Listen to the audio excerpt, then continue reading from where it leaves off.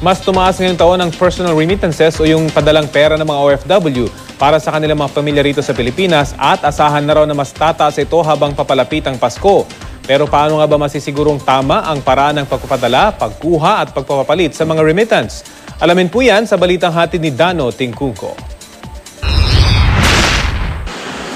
Sa pinakauling tala ng Bangko Sentral ng Pilipinas mula Enero hanggang Setyembre ngayong taon, nasa 18.2 billion US dollars o katumbas ng halos 800 billion pesos ang naipadalang personal remittances sa bansa. Mas mataas ito ng 6.6% kumpara noong nakarang taon. Nasa 6.8% naman ang taunang pagtaas ng foreign remittances, bagay na inaasahan ng BSP na lalo pang tataas ngayong magpapasko. Magandang balita daw ito sa paglago ng ating ekonomiya dahil napapalago ng foreign remittance ang foreign currency reserves ng bansa. May pondo tayo, may nakapondo tayong pera para kahit na walang pumapasok na pera sa atin, halimbawa mawalan tayo ng trabaho, kung may nakasave tayo, kung may reserve tayo, yun yung gagastusin natin.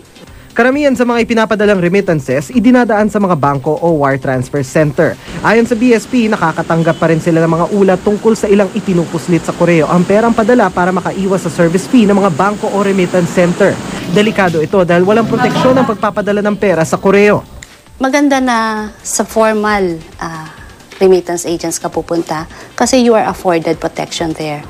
Payo ng BSP sa mga magpapadala ng pera sa mga kaanak sa Pilipinas, bisitahin ang OFW portal ng BSP para malaman kung saang bangko o wire transfer center kayo ligtas na makakapagpadala ng pera. You just click that portal and then you know kung i-click mo yung country of your location, then it will tell you which banks operate in that area. Sa mga tatanggap naman ng remittance sa pamagitan ng wire transfer, huwag ipagsabi ang control number ng transaksyon para hindi maisahan ng kawatan.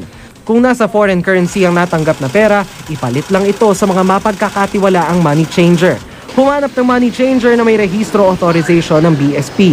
Pumili ng money changer na nasa matao o maliwalas na lugar. Mag-ingat din sa mga money changer na masyadong mataas o mababa ang exchange rate. Dano Tingkuko, GMA News.